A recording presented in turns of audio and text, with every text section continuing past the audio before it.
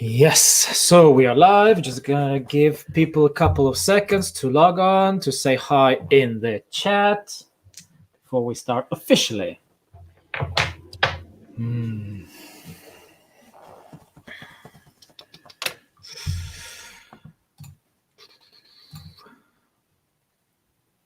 All right.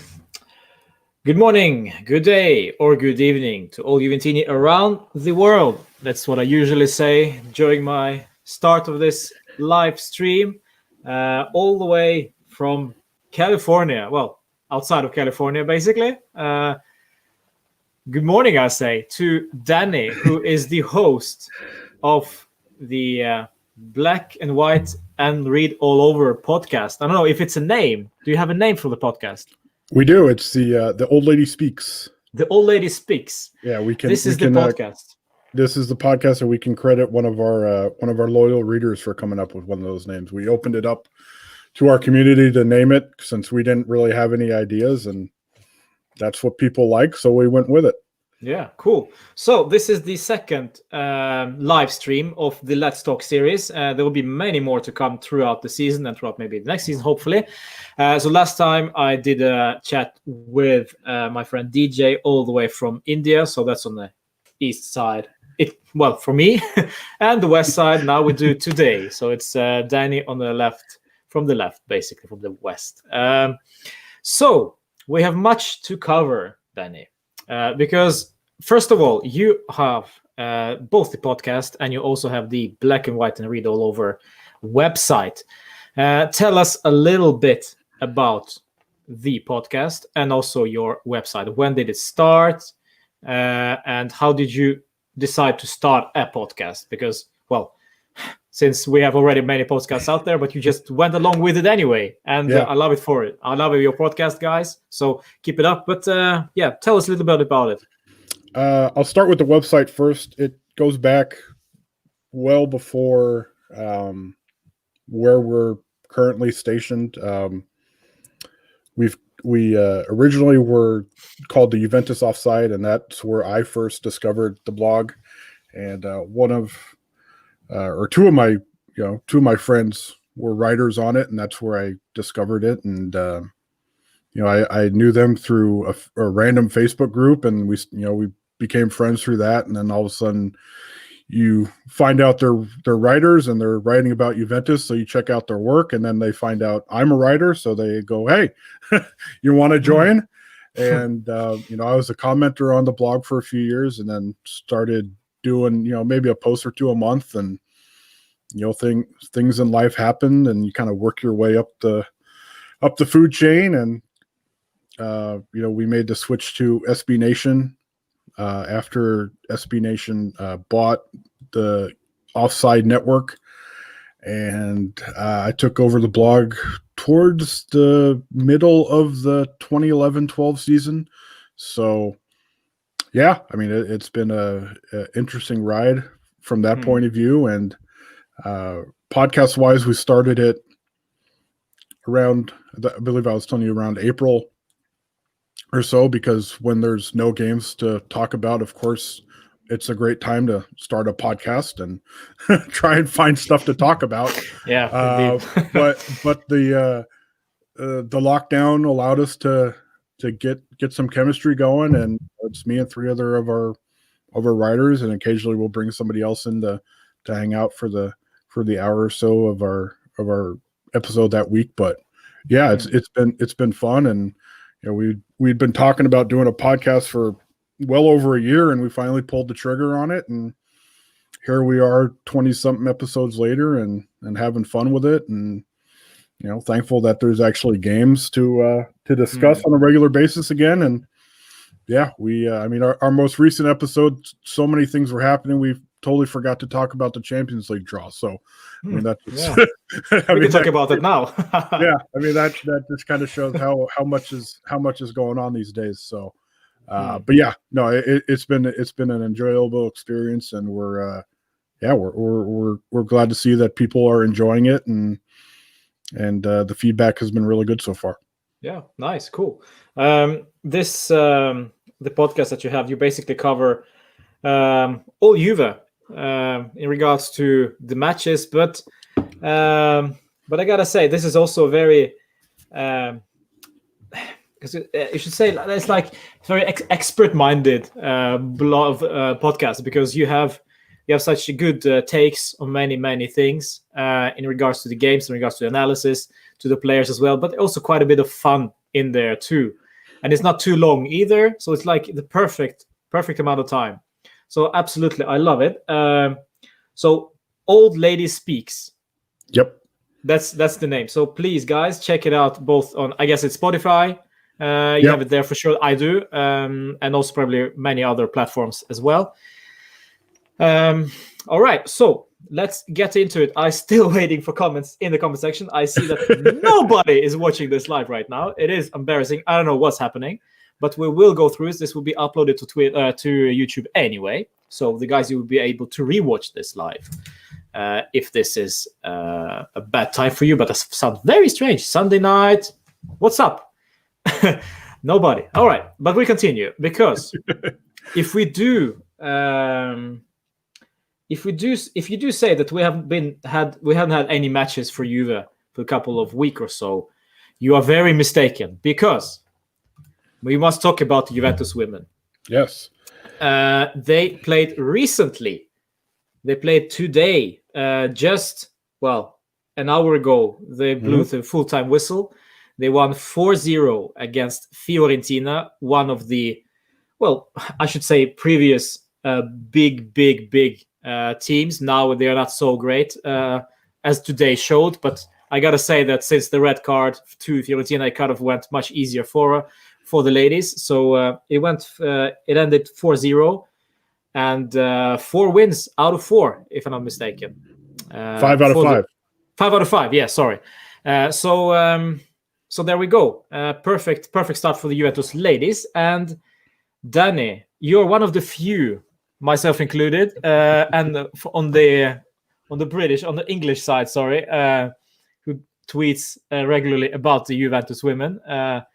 That's me, and that's you as well, and also a couple of other guys. But so since you have a little bit insight, a little bit of opinion around Juventus Women, please talk me through give me your take on the ladies from start until today. They established in 2017, of course, but now, or this was their 250th game. Yeah. So been a lot of games. And what do you think about the ladies, and how far are they from the top teams, like for example Lyon? Yeah. I mean, they're obviously not at that level, and I mean they played Lyon in one of their friendlies earlier this year, and I mean it was 3-0, I believe. But I mean that was one of their first games in about 6 months, so you can only take so much out of that. But I mean I'm really interested to see how the Champions League goes for them this year, just because they have so much roster continuity. They have obviously somebody like Girelli who's just scoring. I mean, it's almost like she's a lock to score every game at this point. But yeah, I mean, I think they've made really good progress in the 3+ years that they've been in existence. I mean, they've got a lot of chemistry. I mean, you just look at just how many Italians there are, and it's a vast difference than the men's team, because obviously there's only a couple Italians that play regularly, whereas you look at a Juve women lineup, and there could be 8-9 Italians, and it's the same 8-9 Italians that could be playing for the national team a few weeks later. So I really like the Italian core. I mean, that's the old time Juve fan coming out in me, I guess. But I mean, you just look at the game today where they're playing a team in Fiorentina, where they're obviously coming off a tough loss last time out, I believe, against Sassuolo, but they're a good team. They were looking to rebound after a bad game over the weekend, and Juve just continued to do what they did at San Siro on Monday, and that's really the biggest thing for me, is that these 2 games against Milan and now Fiorentina, they're looking more like the team that we've become accustomed to, whereas the 3 games before the international break, the defense was kind of all over the place, and there wasn't necessarily the stronghold on games that they've had in previous years. And these two games, they really controlled the match well. They never looked like they were really in any kind of serious trouble. I mean, there are a few cases against Milan where the defense was stretched a little bit, but I mean, Salvai has come in and really played so damn well in Saragama's absence. And I mean, it's been impressive to see them just kind of flip the switch on and look like the team a lot of us are used to seeing from the last couple of years. Mm-hmm. Yeah, true. And we have, as you say perfectly, a lot of Italians in the team, and of course the best goalkeeper, Italian goalkeeper out there, without a doubt, the best striker out there, without a doubt, maybe even three best. I mean, this is the core for the. I remember the term Ital-Juve. Yeah, this was the term, and this is the term we're going to use this time also, because basically we have 5, 6, 7 players from Juve playing for the Italian national team for the ladies. So it's great to see, and more to come, because I see girls like Ariana Caruso will be playing from the start for Italian national team in the nearest future. I see that. Great talent, and also of course we have Barbara Bonansea.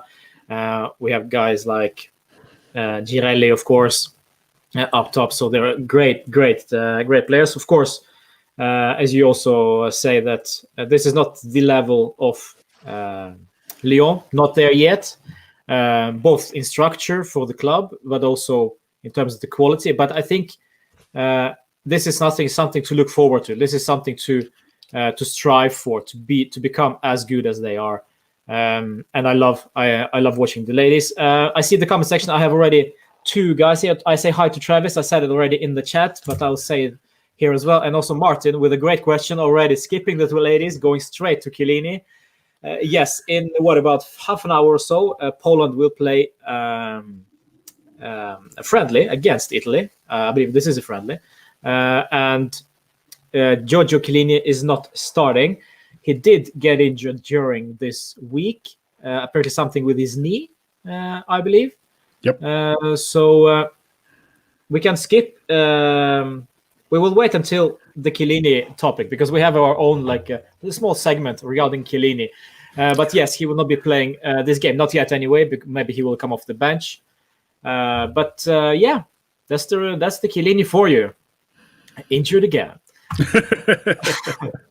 It's I mean, it's unfortunately expected at this point, right? You just, I mean, his body just, I mean, it's just the years and years and years of the wear and tear that, I mean, his playing style is very much I think I've referred to it as kind of organized chaos at certain ventures. But yeah, I mean he's 36, and his body unfortunately is not as durable as it once was. So yeah, true. And also, I mean, every time I see him play, it's not a Chiellini game without a bleeding nose or bleeding head.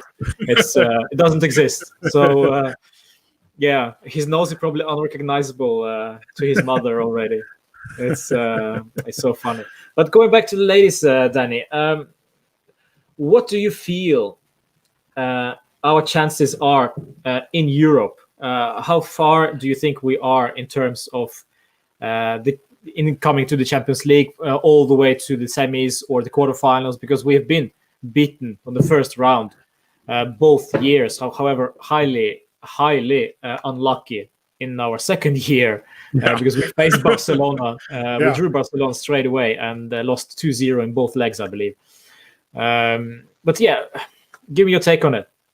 I mean, I think first and foremost, last year's draw was just awful for them, because I mean, you're obviously looking to improve upon what you did in the Champions League your first year ever in it, and then you get one of the finalists from the previous season. So, I mean, that had to be disheartening when you're there. The players are watching the live stream of the draw, and then all of a sudden Barcelona. Yeah. So, I know that they've tried to temper expectations in terms of the Champions League, and I totally get it. I mean, this is their fourth year, so you're not going out and saying it's Champions League or bust or anything like that. But I mean, I would think this year, if the draw is kind to them, it's at least get to the round of 16. It shows some progress in terms of what round you're getting to. And I mean, the draw falls their way. I mean, quarterfinals, maybe. I mean, I don't know. I mean, it's tough to say just because the draw, as we know so many times from the men's side of the equation, the draw is just the first thing that you need to fall into place. And then it's obviously going out on the field and executing. But, with the experience they have, I mean, they've got such a good mix of experience and youth. And, I mean, you mentioned it already, but, Ariana Caruso, she's 21 years old, but she's one of the most experienced players in the team in terms of league minutes the last couple of years. So, I mean, I think round of 16 is probably the most realistic thing. And, anything beyond that might be a pleasant surprise. But like I said, it's all up to the draw because, I mean, I was hoping for round of 16 last year. And then, like I said, Barcelona shows up and it's just like, oh, damn it. So it's just tough. That was just a crushing one because just how well they have played domestically. It was like, okay, we want to at least do something in Europe, and then here comes Barcelona. Yeah, and also this year is also very interesting for us going forward. Is that now we finally have some depth coming into the season as well. We have today we saw Lina Hurtig impressing me personally. With her entrance, with her substitution, and scored as well. And also Mathilde Lundorf can play both left and right back. That's also very interesting. And of course, we have ladies like Staskova still there. Also, of course, Caruso is developing. Rosucci is back to her full fitness, more or less. I mean, we have so many good players, and I feel that also the core of the team is getting stronger. Also, of course, Valentina Chernoya, also one of my favorite players, didn't even play today. However, essential for us against Milan last time. So I say we whoever we draw. If it's not Lyon, hopefully, I don't think it will be. I think we should have our hopes for at least the progress to the next round. And also the difference between the men and the women, of course, is that in the women's Champions League is knockout straight away. I believe this year they might be going to a group stage, but don't. Oh, really? Okay. I really hope so. Don't hold me to that. But I think they might be changing it this year, but I'm not certain at this point. But okay, well, all right. So good luck to the Juventus Women. We will sure be back talking about them later this season. Now let's go to the big boys and the men, because we've had a busy summer, and we talked about it last time with DJ about the Mercato, what happened, who did we sell, or rather loaned out, because that's what we do in this club. We loan people out, we don't sell them. And we also got something in return as well.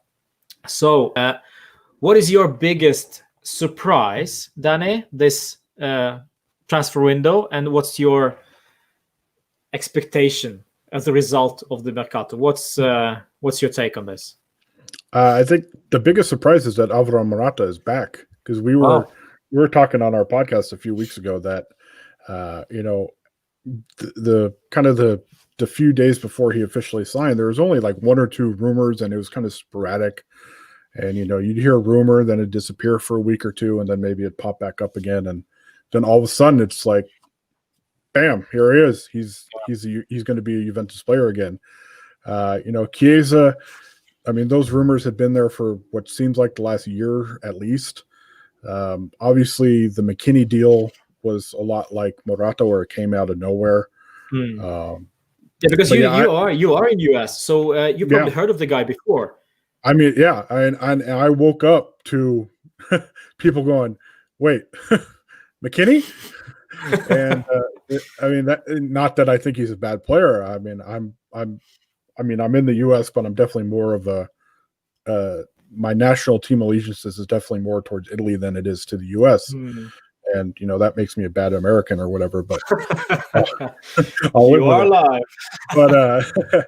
But yeah, I think just kind of the biggest surprise, like I said, was Morata coming back, because I mean, you just look at how the things were progressing, and it was kind of like, okay, maybe it looked like Suarez, and then a few days later it was Dzeko, and then maybe back to Suarez, and then Dzeko, and then obviously the Milik deal with Roma fell apart, and that meant Dzeko wasn't coming, and then it seemed like Morata was kind of Paratici's backup plan to the backup plan, maybe.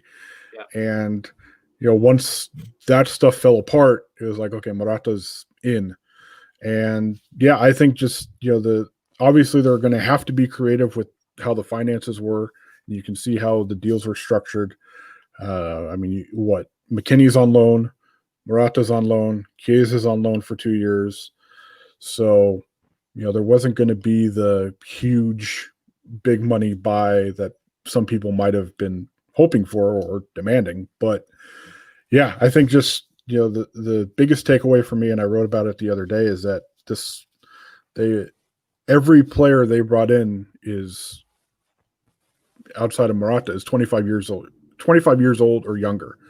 So they brought down the average age of the squad while getting rid of guys in their 30s. So you look at how Pirlo wants to play, and it's it's very much young and energetic and pressing and up tempo. And you look at guys like McKinney and Kulusevski, they're young and they want to play fast, and they've got a whole lot of energy. So it makes sense why they went in that direction, because that's how Pirlo wants to play.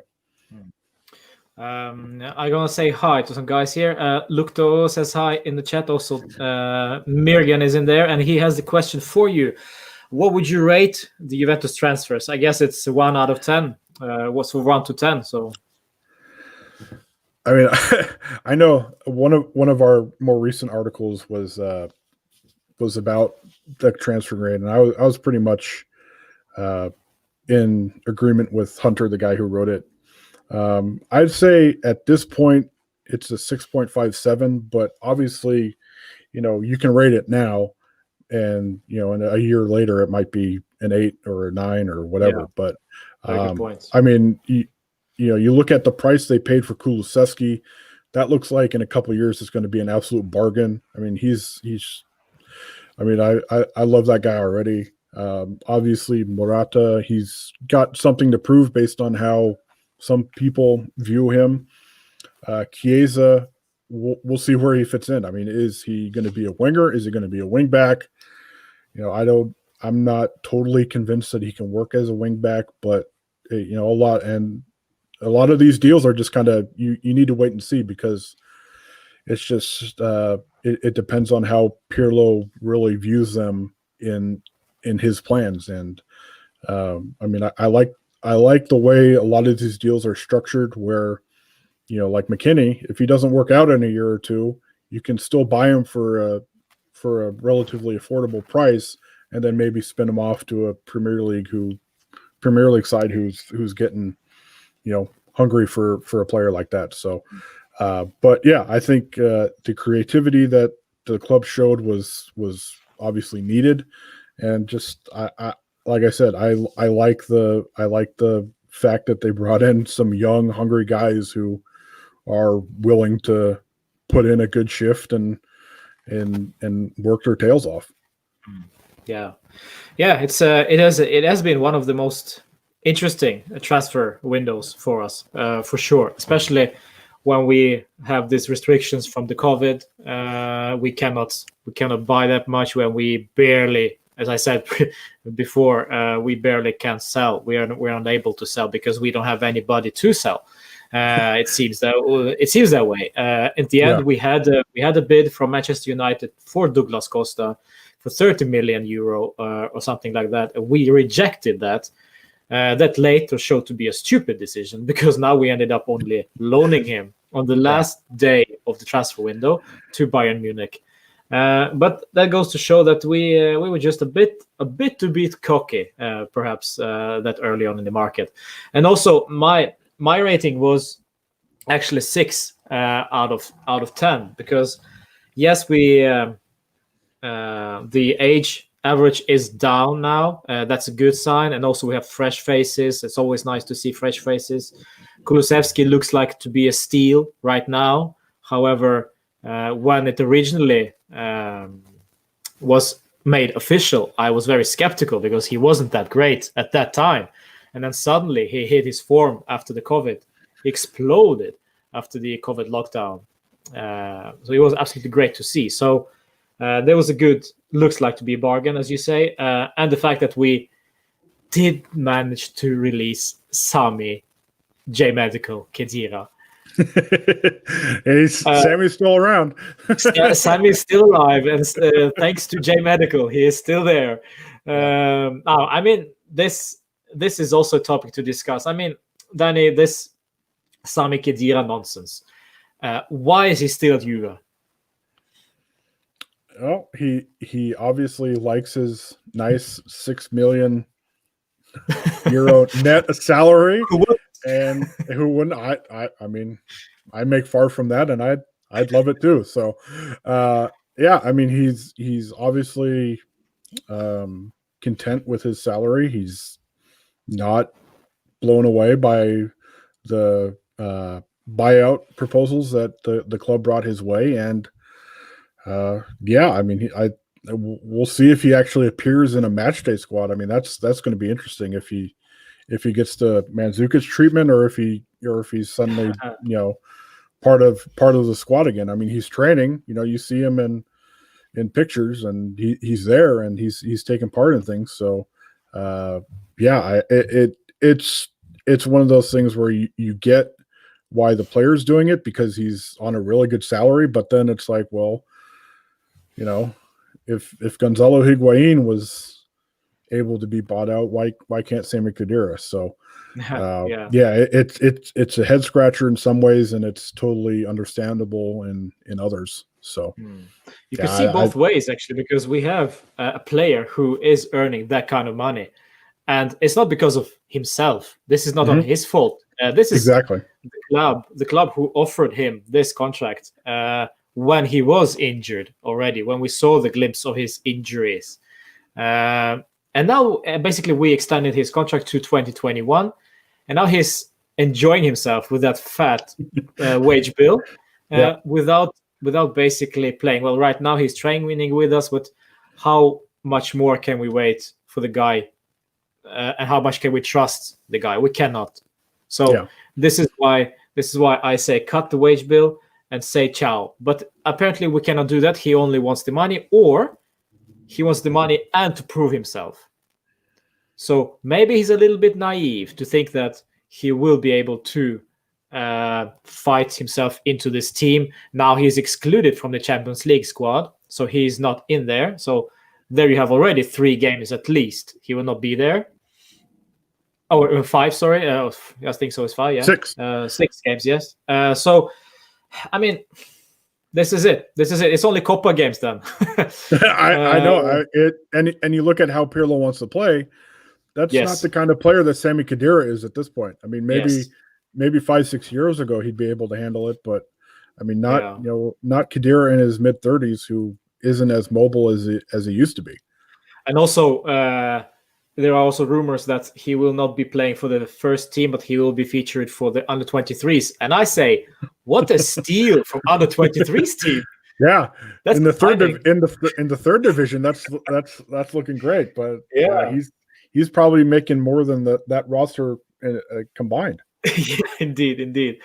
So he's still there. And if you guys out there watching this and you have your Sami Khedira jersey somewhere in the locker, in 10 years, this jersey will be worth a fortune, because nobody will have that jersey but you. So hated is this player right now, unfortunately. But it's a bit of both. It's the fault of both Khediras and, of course, the club. But going back to Mercato, we also have this A comment from Mirgan there. He asks us who did a better transfer than Juve in Europe. Not including England, of course. They have a lot of money, yes, from the TV rights. Because They certainly do.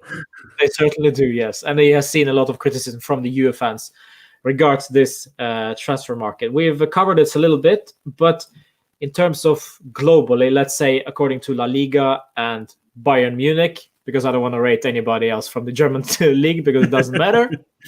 Maybe Dortmund and Leipzig, but it's Bayern Munich over there all the way. But yeah, Danny, in regards to, for example, Barcelona, because I believe that we and Barca are similar situation right now. Both are in transition. Both are struggling with finances. So maybe if you compare La Liga and Bundesliga, maybe the French league, Juve and their transfer market. Yeah, I think the Barcelona comparison is very much a good one, and I mean, in terms of a better job than Juve in transfers. I mean, Bayern was the one that popped into my mind because they could actually spend some money. Whereas, obviously Barcelona, their big thing was they were trying to unload players. And maybe Juve wasn't to that extent where it seemed like half of Barcelona's squad was on the transfer transfer market, but they tried a lot of players and they failed with most of them. Yeah.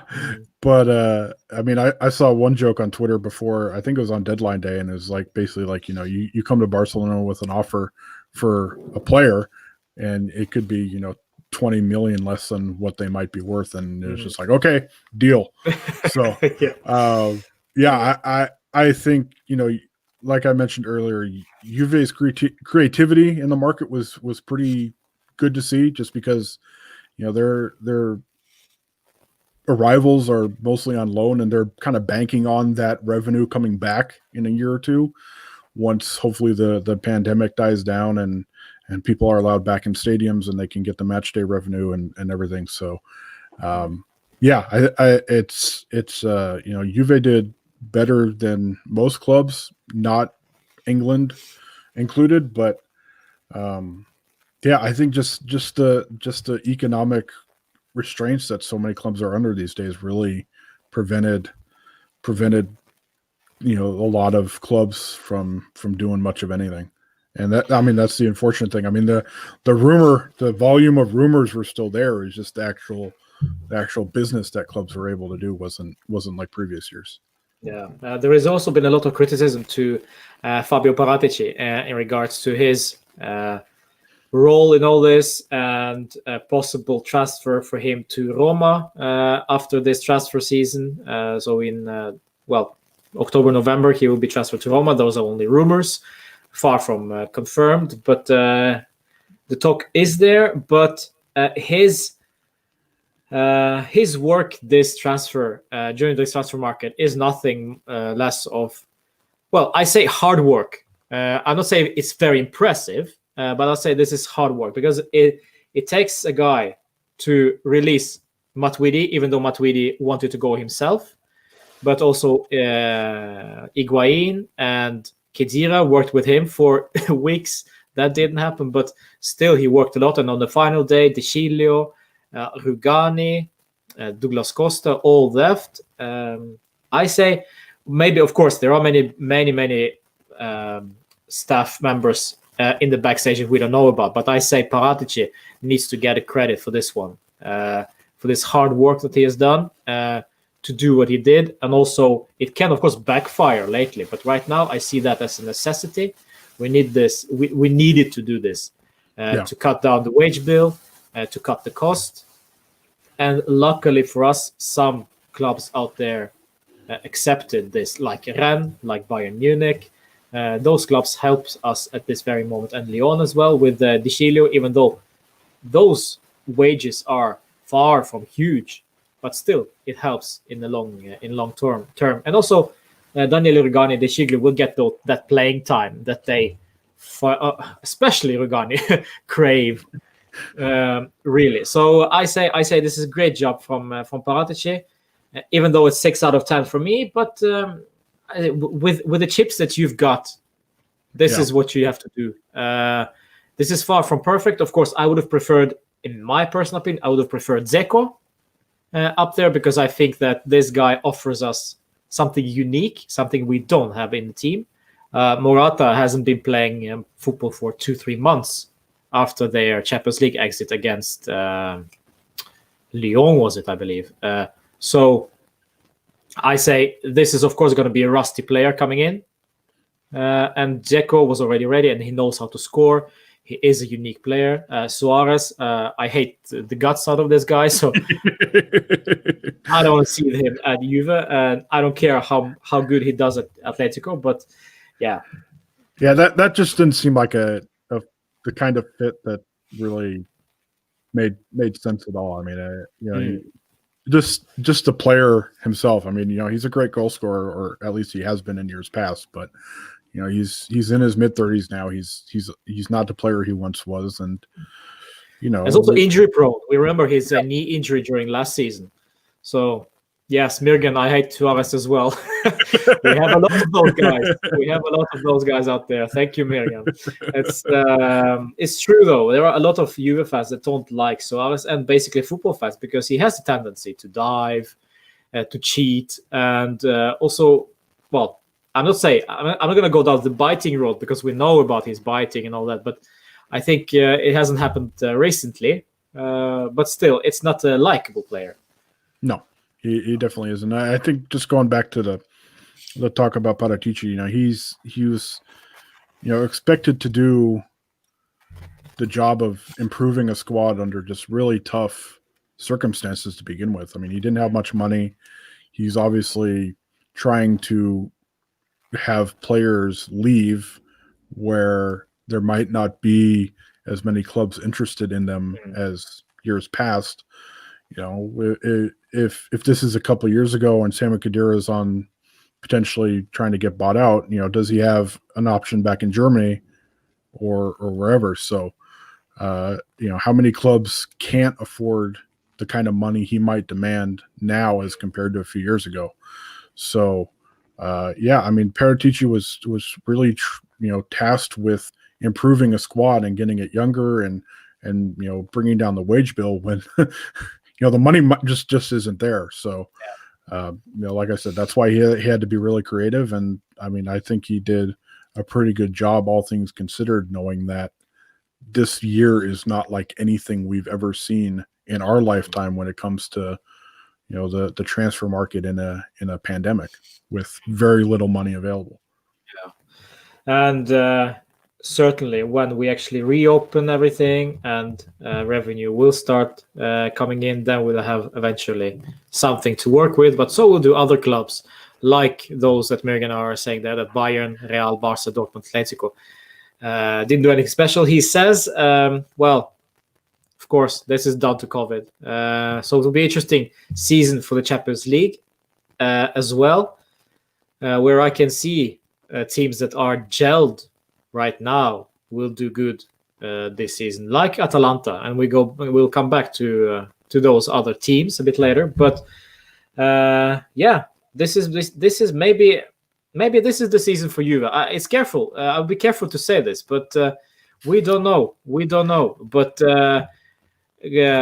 we need to talk about this, because, of course, Mercato also includes the transfer of Maurizio Sarri from Maurizio Sarri to Andrea Pirlo. And this is two different strategies, way far from each other, where we have Maurizio Sarri, who basically was a banker, and then he suddenly decided, well, I'll go for coaching. And then he started to work his way up, and now suddenly he ended up at the best club in Italy. And unfortunately for him, he got fired. They ended the relationship with Juve, at least on the bench, because we're still paying him. Yep. For now. But Andrea Pirlo all of a sudden showed up and presented himself firstly as an under-23 coach. Mm-hmm. And then only 8 days later or 7 days later, they bumped him up to the biggest job in Italy. Wow. I mean, explain. How did you feel, and what was your reaction when Andrea Pirlo was there as a first-team coach that day? I could tell you that when the Pirlo rumors exploded on social media and Twitter especially, we were recording our podcast that day. Oh, wow. So especially during transfer rumor season, like we saw a few months ago, and knowing that the preseason was what it was, and there wasn't much time for Juventus to really interview candidates and kind of go slow and methodically about it in terms of replacing Sarri. I kept Twitter open, and then you see I think it was Romeo Agressi from Goal Italia. He had it first, and then more and more reporters on my feed, and then my feed just explodes. Yeah. And so one of the guys on the podcast, he was talking, and then I go, guys, just to let you know, Andrea Pirlo is going to be hired. And you just kind of had that awkward silence. Yeah. And then you just hear somebody in the, kind of off mic just go, what? So it was pretty, I mean, it's going to be, no matter how long we do this podcast for, it's going to be one of the most memorable moments I need to listen to that one. It was, we kind of joked that, Pirlo must have wowed him with his 8 or so days as under 23 manager, because all of a sudden he gets a promotion. But yeah, that's why he brought some wine. That's right. If you weren't just totally taken aback by it, I don't know what to say. It was a pretty surprising hire, to say the least, and just I think it was going from somebody who is very set in his ways, wants to play a certain system, needs certain players to play that system, to just a complete unknown in Pirlo. And I'm very much taking this season week by week more than ever before, because we're just learning about Pirlo as we go. Whereas with Sarri, it's like, okay, we hear about Sarri ball, we know what it's about, and we know that if it's ever going to kind of sink in fully, it's going to be a few months. Whereas Pirlo's like, okay, we know he wants to play this 3-4-1-2 formation now, or at least some kind of form of it. But how he truly wants to play and how this team absorbs that is and implements it on the field is just week by week. And it's just weird. The first thing we truly find out about Juve's manager is a friendly a week before the season against a third division side. Yeah. Up until that point, we didn't really know anything. Nope. So yeah, it's still very much a learning experience with Pirlo. It's going to be for a few months at least. And we've kind of seen, we've seen two performances, kind of, the good and the not so good with this team. And we'll see after this long break. Obviously we didn't expect it to be this way, but it's a huge stretch just for him personally coming up, because he's still so unproven, but for the team as well, because they're obviously trying to do big things in the Champions League and defend a title as well. This is a guy we know little about tactically, and of course professionally as a coach. We know of him as a player, and we have a lot of fans out there that say that he will be a great coach. This is a star in the making. This is a bargain. We pay him 1 point something million a season, so basically nothing. And this is Andrea Pirlo. But I say always, this was a player. We know Andrea Pirlo as a player. Yeah. We also knew guys like Clarence Seedorf as a player. We also knew guys. Filippo Inzaghi was a great player. Now he's doing okay for Benevento, but he was really crap with Milan back in his day. So I say be careful with a player to coach transition. Sometimes it works, sometimes it won't. But what I do see here with Juve, when we do this transition, is that Andrea Pirlo has a lot of good guys behind him. Igor Tudor, was already manager before for Udinese and Hajduk split. We have one of the best match analysts out there, also alongside him. So he has a good core of the coaching staff with him. So I say good luck, and I say he will learn day by day as well. Of course, we saw that against Sampdoria, 3-0, perfect game. We thought, we're going to win the treble. That's what we all thought, right? And then suddenly the reality kicked in with a 2-2 draw. Lucky draw against Roma, where, as you guys said on the podcast, you have to thank Edin Dzeko for giving us the draw. Secret agent Edo. Secret agent Edin Dzeko, yes, exactly. He didn't sign for Juventus, but he helped them get a point. So, exactly, yeah. You know. But there's two different games, and we hoped that against Napoli we were going to do something. We're going to, I say, revenge that draw, show something different. Of course, that game never happened, so now it's up to the Crotone game that will happen next. This coming Saturday. This is very, very interesting. We had one question there earlier from Travis. Will Bernardeschi be played as a left wing back this season in this formation for Pirlo? And let's go with you, Danny, first. What do you think? What is Bernardeschi's plan? What is Bernardeschi's role this season? Because we tried him all over the place offensively, and it worked. One day it worked, the second day it didn't work. But now the rumors are that he will be tried as a left back. Question is, will he? I guess. I mean, I don't know for sure. I think he. It's just another. If the rumors of him being tried as a left wing back, especially, are true. I mean, it's just another year in another position. I mean, we see it when he plays with the national team. He plays as a right winger, and for the most part, he does well there. And that's what you want to see. That's where you want to see him play. But, obviously Pirlo's formation doesn't have a natural right winger. And, they've just brought in Chiesa. That's where you see him. Cuadrado's there as well. So, if you want to try him as an inverted wing back, I guess that would kind of be what it is. Then,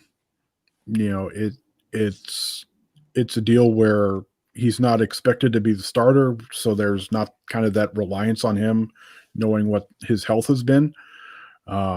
He's played as a wingback before during his Fiorentina days, and then you're not kind of putting the pressure on Frabotta to be that only real option on the left if Sandro gets hurt. So, in theory, it's a good idea because obviously, Bernardeschi has shown that he'll work his ass off and he'll run, and he's about as good defensively as any of the wingers they have.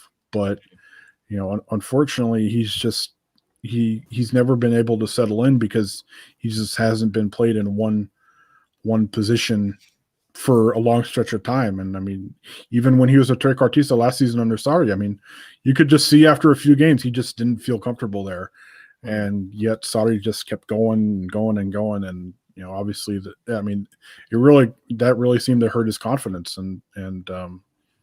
It's just I hope really, he's such a likable guy that you want him to do well. It's just at this point, his move to Juve has just been a bust. He's basically many fans have been bashing him for being a one-trick pony. So he always cuts inside from his right and uses his left all the time because that's what he does. That's what his strength is. His left foot is great foot, one of maybe world class even maybe, but that's about it. He has very little new to offer except from the work rate as well. So maybe the left wing back will suit him. We don't know. Hi, Danny says Giant, if I pronounce your name correctly, in the chat. Mirgan saying he has to stay far away from the attacking area. Yes, that may well be the case. We've seen it. We haven't seen that many goals from Bernardeschi, that's for sure. His first goal last season was actually against Lazio, if I'm not mistaken, or was it Sampdoria all the way into at the end of the season. So it's it's very, very frustrating player to watch. However, as you say, also very likable because he works for the team, and we all like the guys who work on the pitch and just 100%, no matter the quality, just 100%. Like, Simone Paduin, of course, we can't compare those guys, but Simone Paduin is the guy who always worked 100% on the pitch. Didn't have that much quality, but we knew that already. But with Bernardeschi, it's something different because we expected something. We paid huge money for this guy at that time. And of course, coming from Fiorentina, you're always going to be expecting something more than just an average Joe. And speaking of coming from Fiorentina to Juve, Chiesa, yes, and Giant over there already coming with the comment there. I hope to see some decent crosses from Chiesa, Bernardeschi, and Danilo. The first time good old Danilo. Good old Danilo. Who, by the way, has looked pretty good as a right-sided defender in the back three. So yes, as much as Danilo's been a butt of our jokes over the last year, it's funny. He's redeemed himself to start this season. So it's very, very funny with Danilo because we base at least in my opinion, we base Danilo on what he did for Man City, what he did for Real Madrid. He has been very under par defensively, and he's been bashed for that from their fan base, of course. And we just kind of inherited that bashing and continue to do that without having any basis. But we have much more issues than just Danilo defensively. Cuadrado, for example, been a huge. I cannot trust Cuadrado defensively. At least with this formation that we use right now, with three at the back, Danilo looks actually like a professional football player at the very high quality. Well, it's early to say, only 2 games in, but so far so good. But going to Federico Chiesa, we said this at the start of the stream that you said that there were been rumors for at least a year, even before that. Merda, they were rumored heavily with Federico Chiesa. Now he ended up at Juve because he wanted to go to Juve, and that's what he got. So we expect a lot of from him. I'm not sure if I do, because I'm not quite sure about the guy, what he has to offer. But what do you think, Danny, about Federico Chiesa? Of course, his price tag is an issue, but Italian, young, and you know how we love those young Italians. Especially a young Italian winger from Fiorentina. So yes. Named Federico. So I think for me, it's dependent, at least for the immediate future, it seems, how he adapts to being a wingback. Because you look at how Pirlo has set up, that's the only spot where he really fits in. Yeah. And if that means, if Chiesa's arrival means that Kulusevski moves either as a striker off Ronaldo or Dybala or whatever, or to the number 10 spot, then the higher up the field Kulusevski is, the better in my mind. But yeah, I think, I've been talking to the guy who runs our Fiorentina sister blog. Yeah. And he's really confident that Chiesa can work as a wingback. So if he's obviously watched a whole lot more Chiesa than I have, so I am going to trust him with that. But yeah, I think it kind of is a microcosm of Pirlo's deal as a whole, where Chiesa as a wingback is very much something that needs to be tested like Pirlo as a coach. So kind of as we learn more about, as we play more, or as we learn more about Chiesa out wide in that new role, is how kind of is very much connected to if Pirlo's vision of this team can work. And so, Chiesa, I believe, played as a wingback in Fiorentina's first couple games this year, and he's looked pretty good. So, hopefully for our sake, he keeps that up and can continue to grow in the role, but we'll see. I mean, it's very like you said, it's a lot of money. At least in a couple of years from now, it's a lot of money. But hopefully by then, like we talked about earlier, the finances are there, so it's not a huge deal. And that by then he's looking like a player that can really be a building block for the the club going forward into the long term, and not kind of fall into the category as the first Federico who played on the right wing has kind of fallen into these last few years. Unfortunately. Yeah. I have Federico Chiesa actually on my fantasy team, so I watched both games for Fiorentina with great interest, and I'll say this, that he is good offensively. He's something I called him a Cuadrado 2.0, because I feel that he is much better going offensively than Cuadrado, smarter in terms of finding the space, challenging his player without stopping and then suddenly deciding to go, like Cuadrado always does. But defensive work is something else. I see that Chiesa's defensive work is something that needs to be worked on. He's just not good enough defensively, but offensively he could work. So the right wing back, this is where we use him. I think so too. So yeah, I expect him to be played there as well. Yes. Talk Football HD says, great to see you guys. And also Francisco Rivera is also in the chat. And also RB Coms, of course, always present. Nice to see you. But Francisco, he has a question. More from Mercato. Question. It never ends, doesn't it? It never ends. Mercato never, ever ends. Always fun. It's always fun with Mercato. Even though this particular transfer here that he's asking for looks like to be more of a next season's transfer, because I really don't believe we're going to afford Aouar or Camavinga during the January transfer market. But question goes to you, Danny. Who do you prefer? And most importantly, who do we need? Because those two guys are two different players. They're they're definitely different kinds of players. And I think Aouar is obviously the more proven talent, but I mean, Camavinga has really just shown up on the scene, and in his short time as a senior level player, just really, I mean, everything you hear about him is just such glowing praise, and it's hard not to kind of get infatuated with the possibility of, and people have been joking, well, of course, Rugani is the small down payment for a Camavinga Camavinga transfer in the future. But I think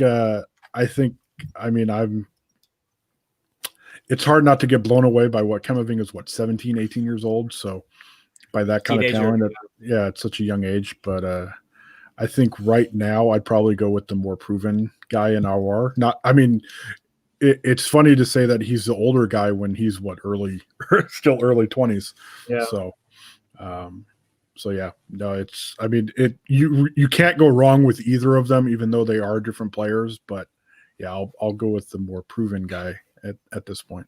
It really also depends on what we're going to do with internal formation. Of course, how we're going to play, because I don't feel that Camavinga would fit into this system, what we do right now.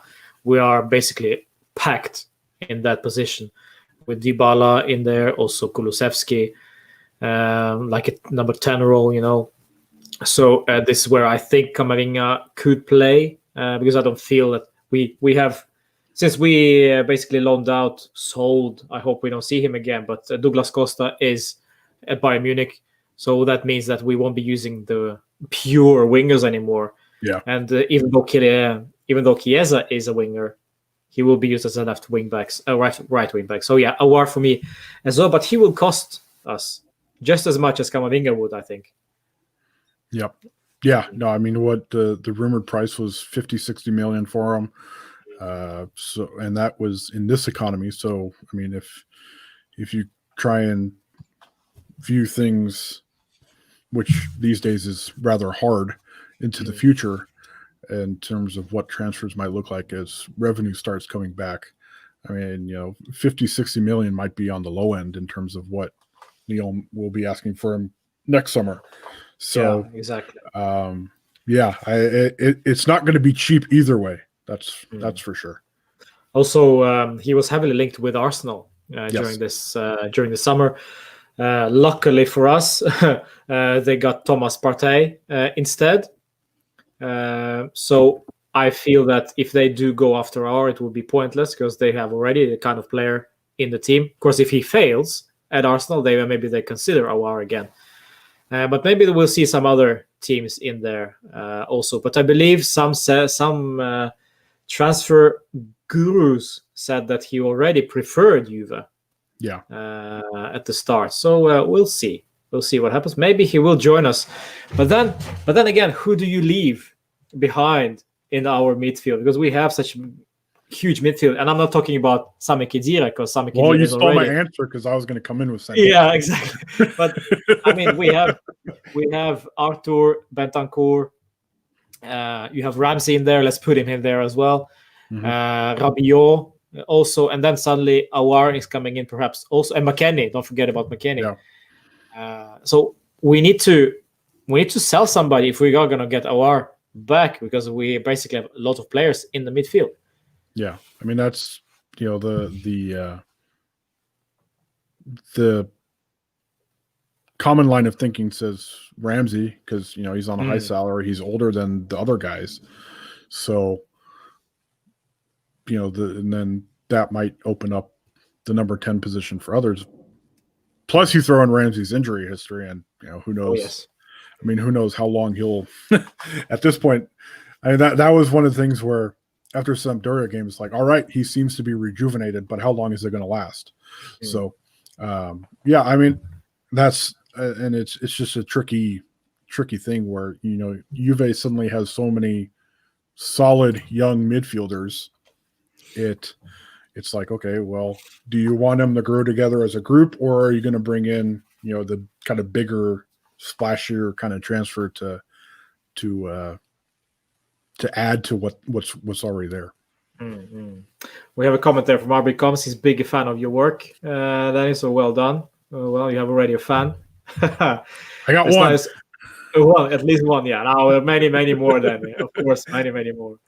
But this is one of them, and RB Combs is such a nice guy. He always present, always saying it like it is. And Ramsey can be sold high salary. So Francisco also agrees with you. High salary order and injury prone. Yes, but we saw him against Sampdoria. It was a great game. Not so good against Roma. So again, the consistency level. This is what we're looking for. The consistency. Same with Bernardeschi, same with every single player, including Cristiano. The consistency is vital for us. We can play badly one game, but then suddenly he can explode the second game. But we need to trust something. And Cristiano may be one of the exceptions. Probably always is on the score sheet, even though we can criticize the guy for his being included in the game overall. He could be dead for 18 minutes and then suddenly wake up and then score a double. That's Cristiano for you. Yes, but there we go. We have a lot of rumors already. Of course, even though the transfer market has closed, we've seen David Alaba being rumored to Juve on a free transfer. I don't know. We talked about the age difference from the last year's squad to this season's squad. Is much better, looks much better now this season. But then David Alaba comes into this. I don't know, Danny. Do you want him at Juve? Would you? For the quality of player, yeah. For the price that's being thrown out there, I mean, I don't know. I mean, they've got enough players who are making that kind of money, at least to what has been thrown around there, and who knows if that's even close to what he wants. I mean, I know some Bayern fans that I follow on Twitter, they were saying that, well, the rumored price that Juve might be offering him isn't even close to what he might be demanding from Bayern. So Yeah, I mean he's a great player. You can definitely see him fitting into the left side of the 3-man back line. If it's, I mean, a Alaba, Bonucci, Delict back three doesn't sound too bad to me. So, I mean, throw Demiral in there as well for the post Chiellini days. So, I mean, I wouldn't mind him at all. It's just it's not going to be easy to meet his financial demands. It seems like that's always the issue, right? We look at these free transfers like it's golden glory, and then we see the high wages. Yeah. And then we kind of, we're going to ignore this, and it's fine. And then finally it bites us in the ass when stuff like this happens with Higuain, with the Khedira. So, yeah, indeed. Francisco also, yes, Alaba depends on the salary. Yes, that's always the question. He's not paying 11 million a year. Yeah. No, and neither do we, because we have trouble to even sign a contract with Paulo Dybala for 15.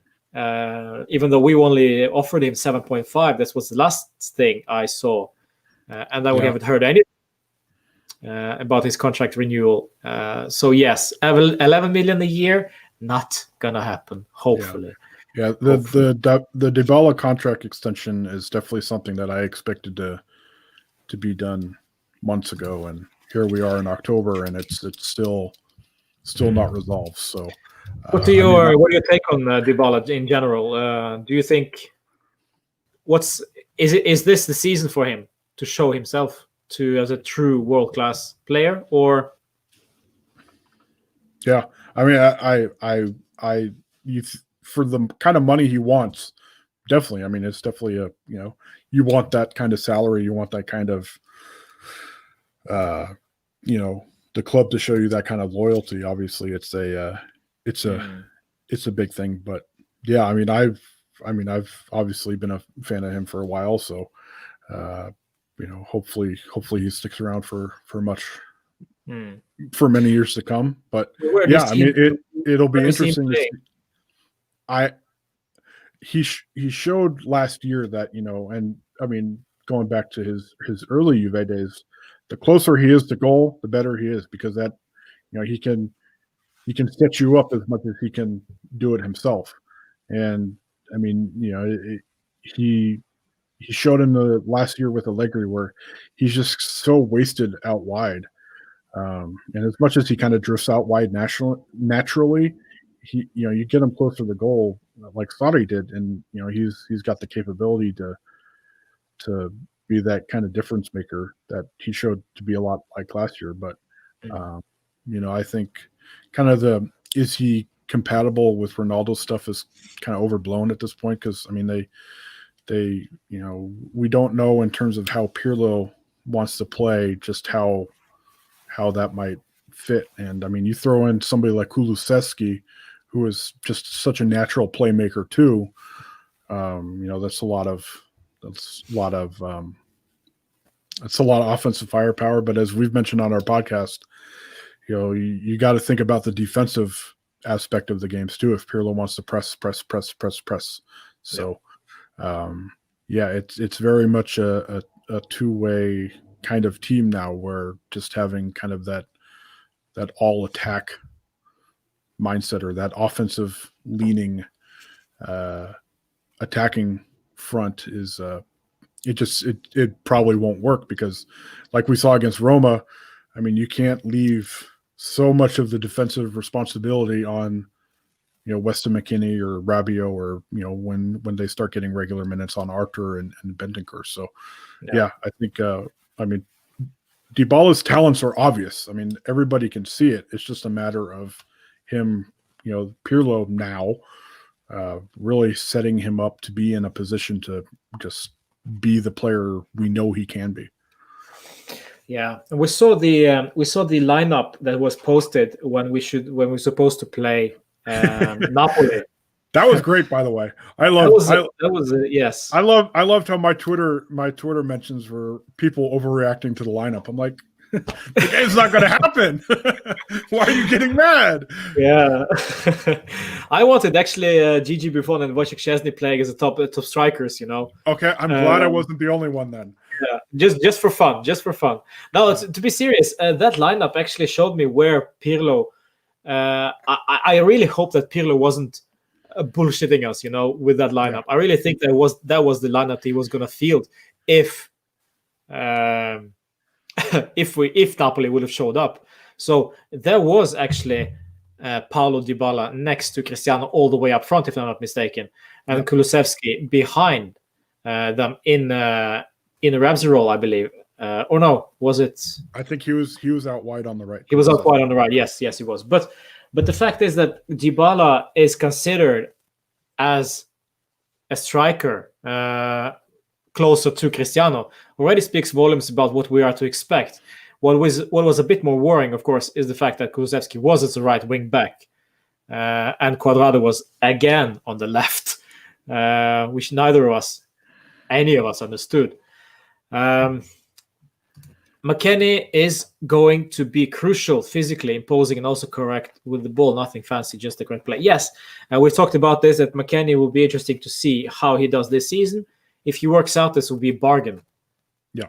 If it doesn't work out, well, not that much money spent, basically. But also, Andrea Pirlo wanted this kind of player, specific desire for a player who was good at getting the ball back, and McKennie was the answer. We talked already about this, but Danny, McKennie and his future. What do you think about this McKennie deal, and is he going to succeed in Serie A? Because Serie A is a very specific league.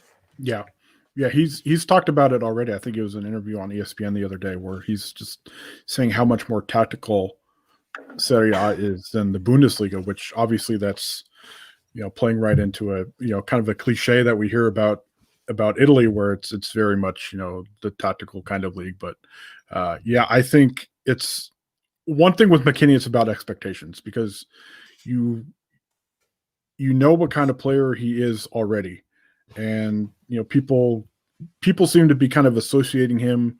He's American. The U.S. hasn't had a great history of a lot of players in Europe, but then you look right now, and the U.S. has a lot of young players in Europe. You look at Pulisic and some of the guys at Dortmund and all that. So it you like the comment says, he's very physically imposing. He's a very physical player. He wants to, he welcomes a tackle. He's not he's not like exactly. He's not like other players that we've seen where he's not going to shy away from being a physical presence in the midfield. And he works his ass off. He really kind of, like you said, he embodies what Pirlo wants in a midfielder, whereas he'll win the ball back and then he'll filter it out to somebody to get the attack going again. But I think for expectation wise, that's what we need to, he's not going to be a Pjanic type of player. That's just not his skill set. And I think kind of the keeping expectations for McKennie in check is going to be a big thing for Juve fans going forward, just because, you can't expect him to be a player that he isn't. And, you look at, Bentancur's the same kind of way where, he's got that star potential. We're just kind of waiting for him to get there. Yeah. Arthur is still kind of, the jury's obviously still out on him, but, Rabiot has really kind of shown that he's taken that next step post lockdown. And, McKennie, if he proves to be a solid option off the bench and a player that Pirlo can turn to, whether it's as a starter against smaller teams or, a person to come in to, shore up the defense, then I think that's a solid deal right there, because, you don't get many young players who are already good at what they do, like McKennie is, and then have him on that kind of price tag where, what the deal, we throw in the loan price and the option to buy, it's around 20 or so million euros. That's, if the transfer market rebounds, that's not a lot of money for a club like Juventus. So, I think I'm optimistic about him, and I'm not just saying that because I live in the U.S. So yeah, I'm interested to see how he fits in, and I mean he seems to really enjoying the club so far. So I hope that his dogs are happy in Italy, and he is as well. So yeah, I mean I haven't been this optimistic about the midfield in a few years, and I think just the fact that they're all kind of young and the same kind of, at least mostly the same kind of characteristics, and they're all really the kind of player that you think will work hard for the club, and the lineup that's out there is good, because I mean the midfield has been so under the microscope the last few years in terms of the weaknesses that it has. Now it finally seems to have some strengths that Pirlo can take advantage of. Guys, please continue to commenting in the comment section, and also give us your questions or your feedback. We're going forward with another topic because we have so much to cover. It's been even though it's been this international break, we all love those international breaks, don't we? Still stuff to talk about, and of course we have this nonsense with the Juventus against Napoli and the COVID. The latest update is basically no update because there is nothing. And that has been your Juventus Napoli update. Yes. So now on to the next topic. Now, to be quite honest, this is so Italian politics at its best, and the nonsense that is in regards to the local authorities and their own decision in regards to the protocol and how they interpreted their protocol. If you guys don't know what it's all about, please read up on this, but I will we'll just repeat real quick. So Napoli never showed up for their game against Juve, of course, because 2, not 20, 2 of their players were COVID positive, and that's it. They weren't allowed to travel, basically, to Turin. And right now, we're still waiting for the jury to decide what to do, for the judge to decide what is the outcome. Should we get a 3-0 walkover result and a 3 points and Napoli to be deducted? Or more and more it looks like it will be a postponement of the game and -1 point for Napoli. This is only the rumors. It's not confirmed, far from it. And I would hate it to be the case if that was the decision. Because they will reschedule the game only to date. There will be 3 days before the Juve against Merda. Much tougher game for us than it is for Napoli for that round. So, yeah. But Danny, Juve against Napoli, this COVID, nonsense, and of course, the possible outcome of the whole thing. Talk me through it, your opinion about this, and how typical of Italy is this? It is so perfectly Italian. I mean, I don't know what else to say. I mean, it was interesting to see how kind of the number one target in terms of blame progressed in the kind of the once Juve issued that ultimatum for Napoli to either show up or we're going to take the field and you guys better show up or else. Yeah. And then obviously it's kind of like, oh, Juve's bullying the league again, and then it's you find out about the health, the local the health authority in Naples. They said that Napoli is in isolation and they can't travel, and then obviously Juve shows up the next day, or that next night I should say, and but Salernitana did travel even though they had COVID cases, and Salernitana is from the same region as Napoli. So there you go. Yeah.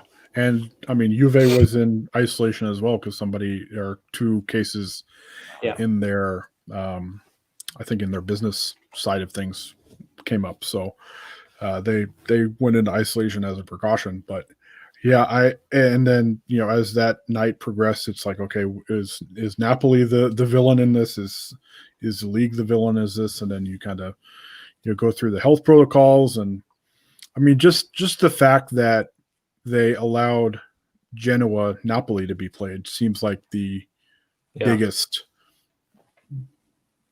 biggest thing in all of this, because as this virus has shown, the incubation period is different for everybody. You see Genoa has 2 cases before that game, and then the next day or two, they just spiked. I believe it was 15 or 17 total, and most of those were players. So, it's just I've always kind of played it safe with this virus, both personally myself and with how the league has approached it, where you'd rather be safe and prevent something like happened at Genoa than going forward and kind of doing that risk. So obviously, in hindsight, Napoli only had 2 cases. Okay, that's great. It didn't progress to something like Genoa, but kind of that what if they played? Would Juve have cases? Would Napoli have more cases because they wouldn't be in isolation? They'd be traveling together. What would happen if they had, come north to Turin? So I get why Napoli didn't want to do it, because they didn't want a repeat of what happened at Genoa. I get why Juve's upset, because they obviously wanted to play the game. So where does the blame fall? I guess on the league, because their protocol isn't as tight as they thought it was. Yeah, and that kind of puts really with what happened at Genoa, it really kind of emphasizes how lucky they were to get through the post-lockdown portion of last season without anything serious happening. I mean, I was shocked that there weren't really any cases at all. So, now that we're, it hit in September, so we got this far without kind of any real coronavirus controvery. It showed that it can work. It's just now, there's virus fatigue for everybody. I'm tired of it, and I don't do much at all. So, it's just there's probably a little blame to go around, but obviously the protocols that Serie A has put in, it needs to be updated, because the country is in a very different situation, as we were talking about before we went on air. Virus-wise than it was, in the summer when the virus was very much suppressed in Italy. And you look at the numbers now; it's coming back. So we see also the game that is about to happen next weekend is the Derby della Madonnina between Inter and Milan. We have cases on both sides, but still the league, or even I think local authorities, are saying this is not in danger of being postponed or being cancelled or whatever. So the game will most likely go ahead. But then you have the Napoli side, right? They have only 2 cases, and then they couldn't travel. So, and this is completely opposite side of the country.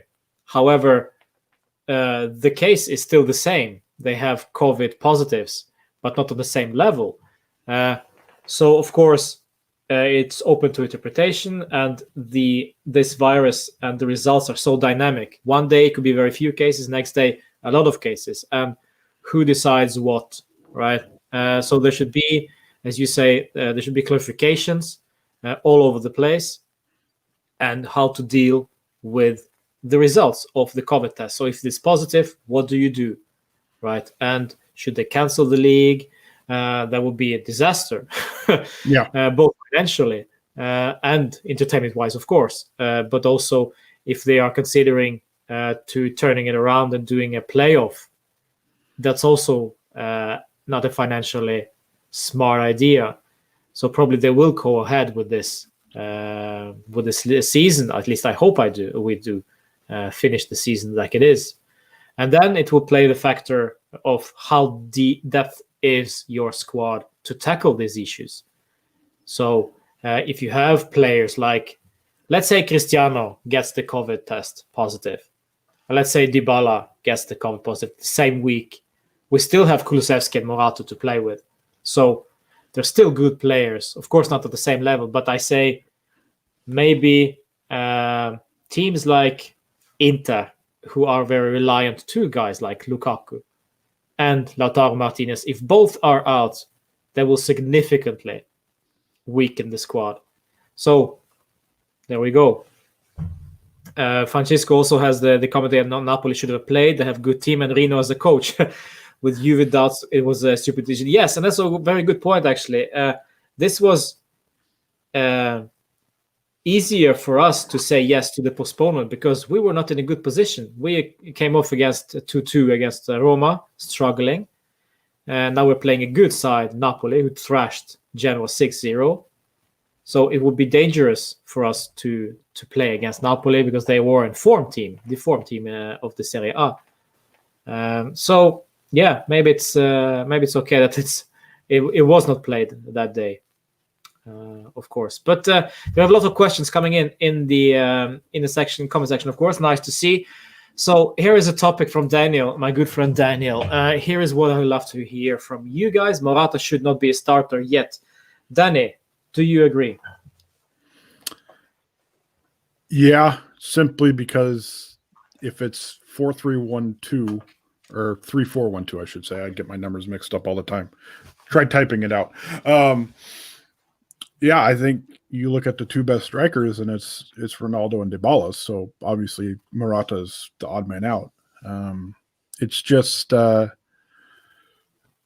it'll be very interesting. I think that's one of the most interesting things going forward here these next few weeks is just how Pirlo plays it with Morata, Dybala, and Ronaldo, and I mean throw in Kulusevski as well because Chiesa is around, and if he, like we were saying, if he's the right wing back that Pirlo wants, then he'll obviously be taking that spot. So, I mean, it's easy to see who the two best strikers are. It's just how Pirlo mixes and matches those guys. And I mean, we know that the schedule is going to be busy these next couple months, so everybody's going to get playing time if Pirlo at least doesn't pull a Sarri and actually rotates on a regular basis. Yeah. So, yeah, I think Morata will get his minutes. It's just in terms of how those other two guys play into just how heavy they will play. Knowing, I mean, I was looking at the schedule the other day, and I mean, December is, I mean, there's no extended holiday break like there has been. So yeah, December's busy, January's busy. So Champions League coming up. Yeah. So there's a lot of matches these next 2-3 months. So, Morata's going to play even if he's not a starter. I fully believe that. So, but yeah, I think it's easy to say that Ronaldo, Dybala, most of the time, if it's a 3-4-1-2 should be the guys. Yeah, and also as you say, we have a lot of players. We have a lot of teams to face as well. So different teams with different setups, different strengths, and different weaknesses. So maybe one team would be better to play against with Morata up front. Exactly. Rather than Dybala. Also, Cristiano is of course always present, but when he is to be rested, this is where I think Morata will be useful because he is brought in as also as a substitute to Cristiano when he decides to take a rest. Not the other way around, because it's not how it works in the Juve world. It's always Cristiano decides what Cristiano will do. So it is how it is, and that's when Alvaro Morata will be useful. But as I said at the beginning, he hasn't played football that much. So against Roma, it was Pirlo said it was a necessity. It was necessary to start him off with the 60 minutes because he needed playing time. He needed match fitness. Against Crotone, maybe he will start as well, just to continue that build up. Or maybe we will see something different. Maybe we'll see Dybala in there straight away. We don't know. But the fact is that he's rusty, so he will take some time before we see the level of Morata. Because let's face it, we don't know how good Morata is today or could be as according to what he was for Juve last time he was with us. So that's also we have to wait and see right there. And Anna Vasale, always present as well. Have Juve been awarded the 3 points at least for the Napoli game, he means? No, it's yet to be decided. It was supposed to be decided this week. It never happened. So on to the next week we go.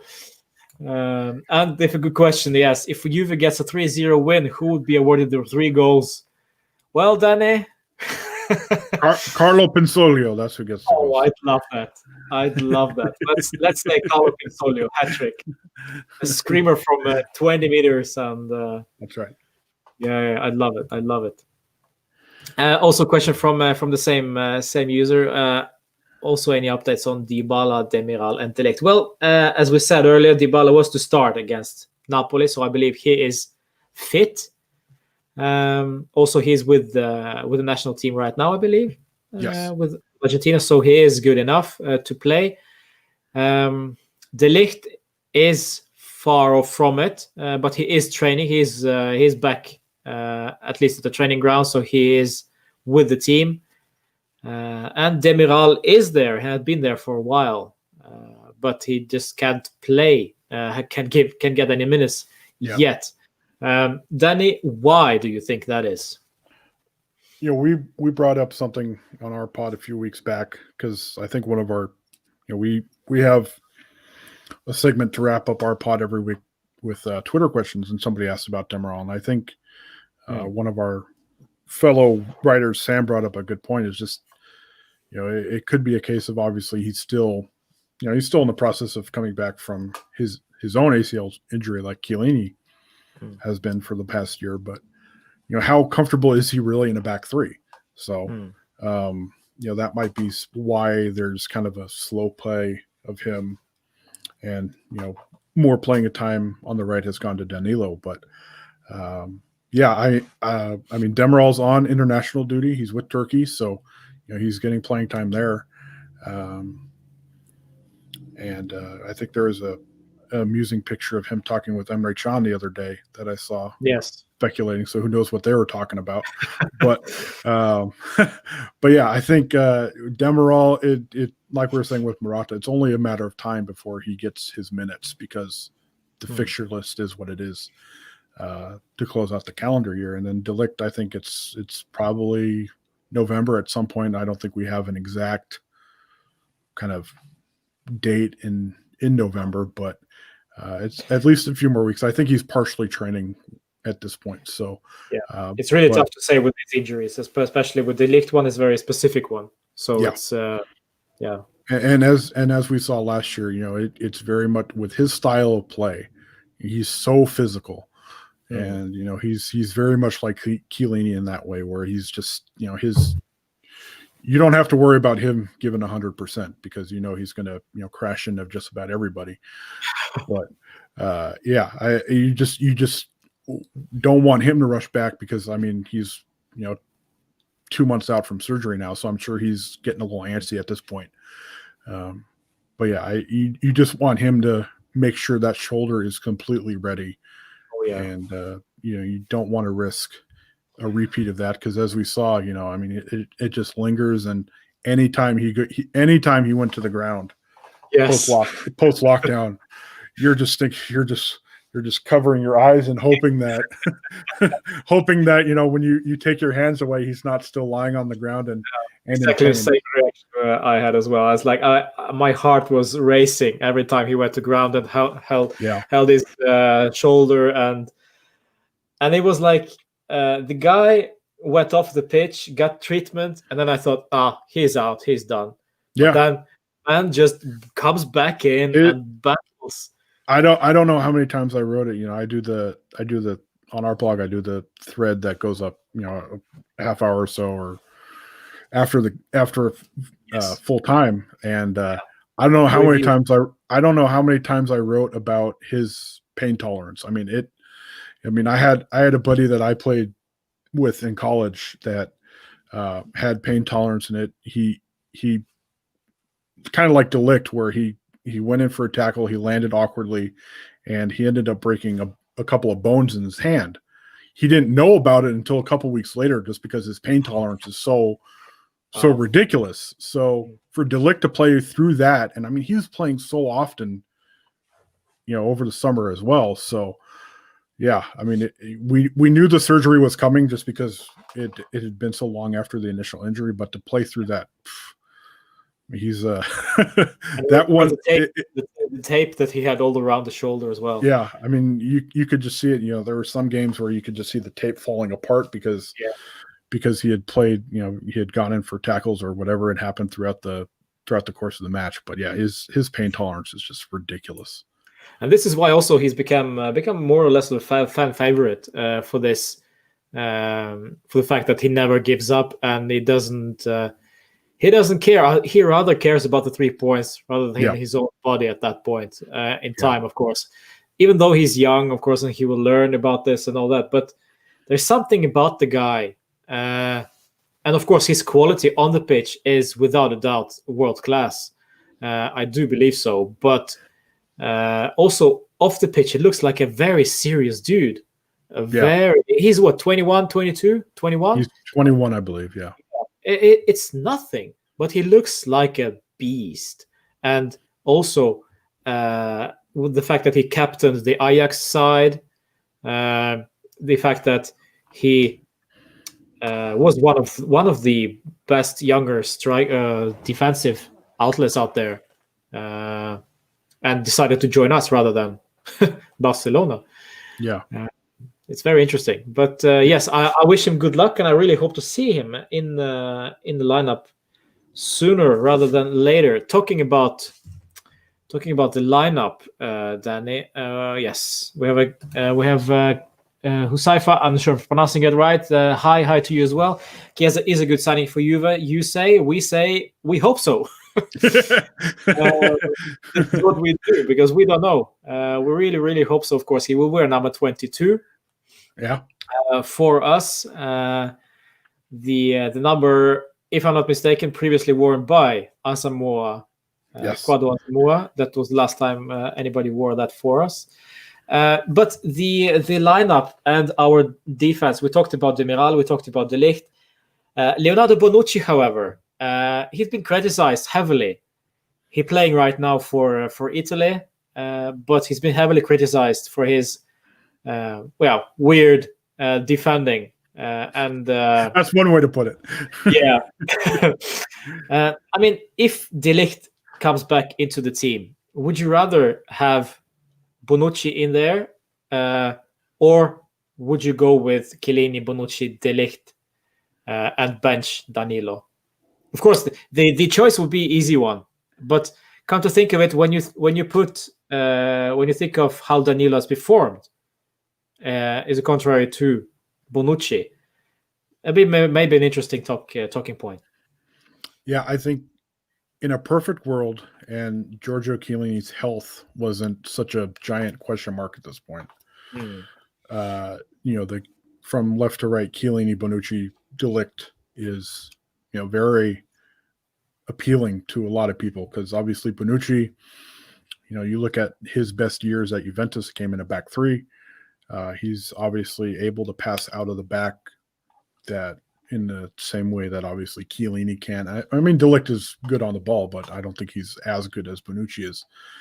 But I mean, Danilo, the sample size with him is so small as, right center back. It's, it is what it is at this point. But yeah, I think, as far as the three, you want Chiellini, Bonucci to be there more often than not, but you also know that Giorgio Chiellini, his health, he just can't stay healthy for consistently for long periods of time these days. So, where does Demiral fit in? That's obviously a big thing. And what Pirlo might do to kind of prevent Chiellini from just having, the usual wear and tear that a 36-year-old defender might have is a big thing. So, yeah, I mean, I would love to see Chiellini and De Ligt play together because they're clones in a lot of ways. But who knows how often we'll actually be able to see it. A comment there from LA also. We have Danilo seems to have improved a lot under Pirlo. Yes, we do agree, and looks a lot more confident. Yes, I think this to be his year. Well, hopefully it's still early days though. It's only 2 games in and Crotone will be next up on Saturday. So we will see. But he did well for the national team during this midweek as well. So there might be something to it, though. Maybe something to it. We're moving on to our. Well, we're almost rounding up, but we still have some topics to discuss. We have the Moise Kean situation that I'd love to talk about a little bit because his comments this week in regards to what Allegri has done for him as a player and as a man, as well as Ancelotti for Everton. When you saw those rumors, Danny, that he was maybe going back to Juve, what was your initial thoughts? I was super excited. I mean, I was. You're the first. I mean, I think his return would have, at least on our corner of the internet, would have been welcomed for the most part. I mean, obviously there are some people who are skeptical of his talents, but yeah, I could have seen where he didn't want to come back just because, like you said, you know, the opportunity at PSG is something that he hasn't had before, and I mean, he already knows Juventus, maybe not this iteration of it, but yeah, I mean, he made sense because they're looking for a number 9, and he's a number 9, and he's young, and obviously he doesn't lack for energy or anything like that. So yeah, I think it would have been interesting to see him in this side, but I also understand that maybe returning to Juventus wouldn't have been maybe not the most appealing thing to him based on how things went down when he left, because you look at kind of the rumors before he was sold to Everton as like, okay, they excuse me, they might be working on a contract extension and all that, and all of a sudden he's sold, and you know, maybe that's the thing, you know, we're looking at it from the outside in. We don't know how a lot of things went behind the scenes, so who knows what really led up to that transfer to Everton. I mean, obviously Juve were in need of some funds, so at least that seems like it's part of it. Who knows how willing he was to really go to Everton. So it was a plus Valencia deal, basically. Yeah. So yeah, I mean, we only, I'm sure we only know a small bit of it. So I can get why he turned down an opportunity to come back, and you know, as much as he might have liked Juventus in the past, who knows how much he might like Juventus a couple of years later, or a year later, I should say. Of course, he's a young Italian, and this would not be exactly a very expensive transfer for us.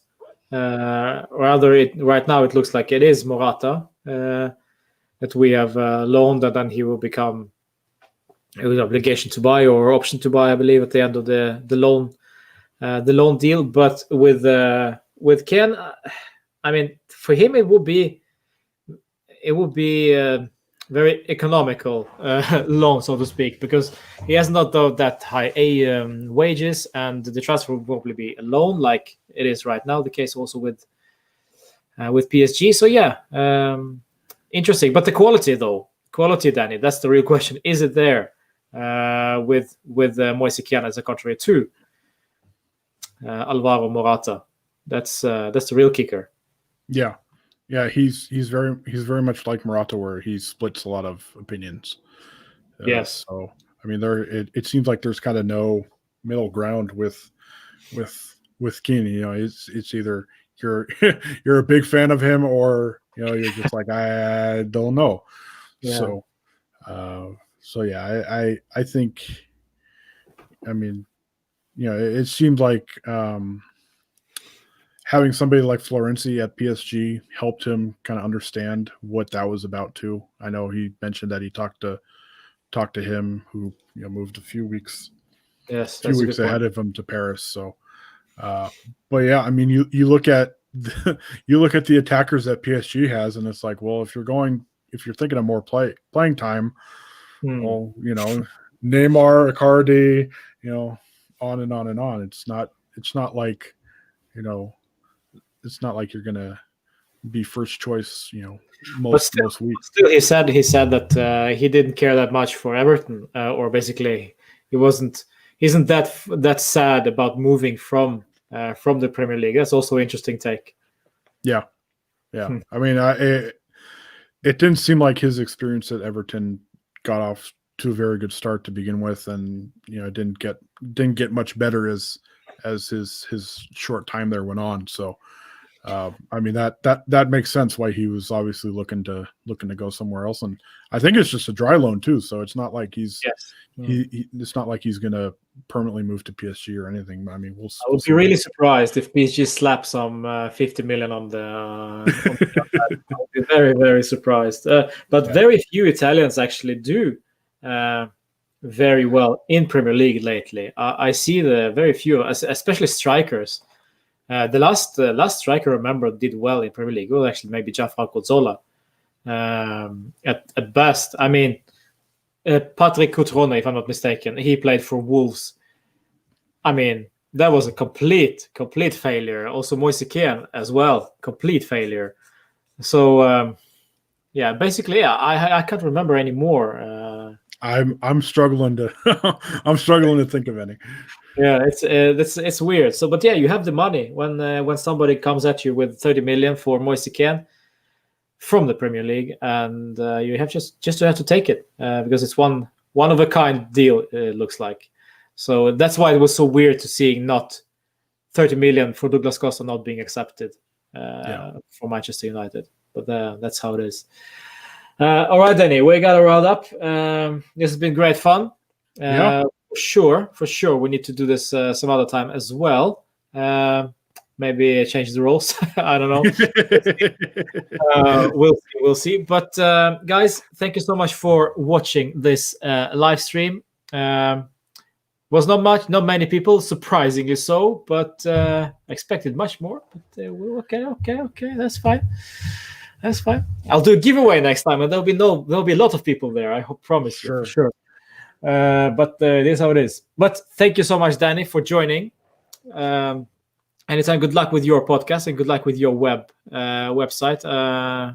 Great stuff, and say hello to your podcast buddies. I will, definitely. They are fun to listen to. We're a hodgepodge of characters. You are. That's for sure. All right, guys.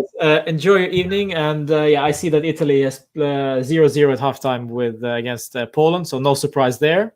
As always, they are when it's with nothing to play for. It's apparently very, very, very boring game, but that's how it is. So we'll see you guys for maybe there'll be one more live before we do the Crotone Juve full-time reactions video, as I always do. And the very special one, hopefully, for Friday night. This is what I'm gunning for. I will not say who will be a guest because I'm still working on it, but hopefully it'll be a very, very special one. But see you then. Fino alla fine and Forza Juve.